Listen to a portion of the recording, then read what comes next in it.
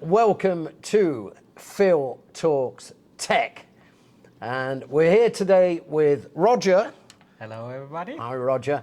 And we're going to be covering something that we get asked a lot of questions about, and that is all about internet connectivity, what are the best options here in Dominican Republic, and of course, with the advent of Starlink, this is something that's very interesting to a lot of people. Now, Roger has actually installed Starlink, and we're going to look at how that works compared to what local internet providers would offer you in terms of speed and in terms of cost.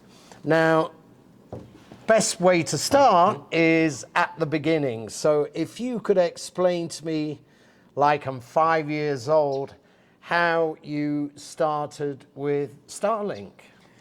What did you do? What were your first steps? We ordered it online. That was very easy, a very small deposit. I think it was maybe 30 bucks or something. And then we got a notification that it's ready for shipping. And then you pay. The amount for the satellite, I think, is roughly $500, if I remember correctly. And they deliver it to you with DHL to the doorstep. Okay, cool. And we were back in another community in Residencia Española when we got it. And then obviously we didn't, the house was not yet finished, so we didn't obviously put it on the rooftop there, but we just had it on the terrace, and it already worked excellent. So it's something that's very simple to subscribe to. Yeah. How long was the waiting list? I think we waited a few months, max. I think, and then we got it. And I think now the coverage has increased. So they do have a page for the DR, and there's a map of the whole DR, and the coverage varies. So I don't know how it is at the moment. A friend of mine is still waiting, but we got it super fast. So wonderful. So when you receive the DHL package, package arrives at your doorstep. What's the next stage? What do you need to do to get going? So you would have downloaded the app. So you need the app so the whole thing can work. And the app also walks you through everything in detail. So how to plug it in, what to connect to what. It's not a lot of things. So you have the dish on top of the roof and a cable, and that you do plug into the router, and the router you plug into your electricity source. That's basically it. You were saying earlier, if you can do it, anybody can do it. So yeah, it is really not complicated, you know. Now let's talk about the speed that you've got and compared to, say, local internet providers. Can you talk to us a little bit about that? We just ran on the app test speed, you know, and we hit 133 megabytes per second download, and upload, which is less important for most people, is 19 megabytes per second, which is comparable to the speed you would get at a local provider in Europe or in America. Now, you did say that sometimes when, let's say, there's a storm or it's particularly cloudy, you have some issues there. We had like 2 times where it wasn't working for like 10-15 minutes, and that was during very, very heavy rainfall. So I don't know if it's always the case, but we now had it for quite a while, and we just had a little bit of rain, so it doesn't affect it at all. So it would be severe rainfall. Right, okay. Now, if we're to compare the cost, the monthly cost for Starlink, how much are you paying now? We are paying 2,900 pesos, which is around $52 US. Right.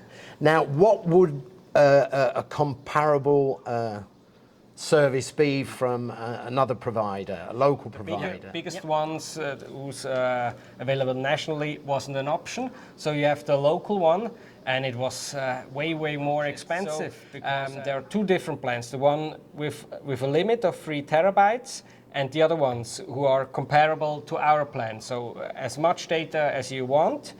And then, we're talking about 10,000 pesos, so roughly 4 times more, you know. Wow. For a comparable upload and download speed, yeah. So that is a significant saving. Yes, absolutely. So it seems to be that Starlink is it's the way to go, isn't it? Absolutely. Now, how do you go? Because obviously in the Dominican Republic, you get, we're in a project now which has a backup generator.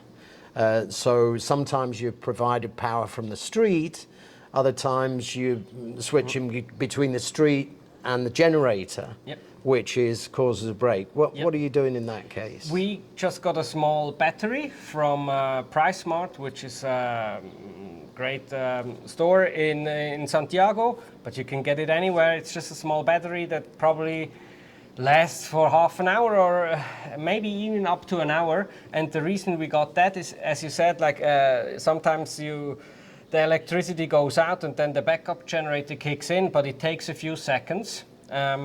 And then obviously it would the system would reboot and the router would restart, and then you would lose internet for 5, 10, 15 minutes.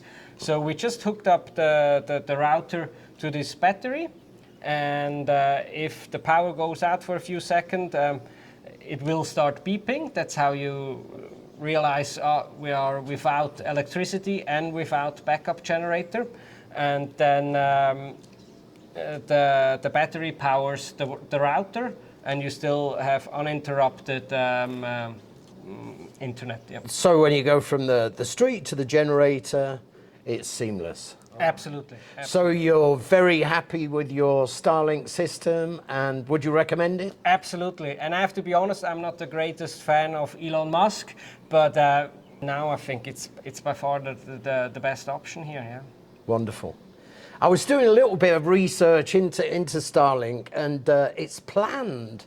Old Elon is planning to put 42,000 satellites up there. Then you've got various Chinese companies and companies like Amazon. What they say in the next possibly 10 years is that there's going to be 100,000 of these low Earth orbit satellites flying around, which they say might be a problem, you know, if they get technical issues, if they start to collide with each other. I don't know. It's going to get crowded. You know, it seems to be that, you know, if you can't regulate some of these corporations, then it just goes nuts, eh? Which is, apparently it's going to affect space travel and all sorts of things, but what can you do? Yeah, I mean, for the moment, for us, it's by far the best option. And you know, whether they making money on it, at the moment I don't believe it. You know, but the speed is good. It's reliable. It's easy to install. Yeah, what's not to like? So another important question is, how many devices can you run at the same time with Starlink? From our experiences, yeah, here 10, 20 devices, definitely no problem. We will see in October when the whole family visits and everybody brings their cell phones, their laptops, and then we can say firsthand. But, so with Starlink, no issues? No issues. Wonderful. And you mentioned another advantage of Starlink is the payment method. Yes, and how easy it is. So you give your credit card info, and then it gets deducted automatically. You don't have to worry about paying your bills. And wonderful. Well, that's it. That's a big thumbs up for Starlink, and that is the end of this first episode of Phil Talks Tech.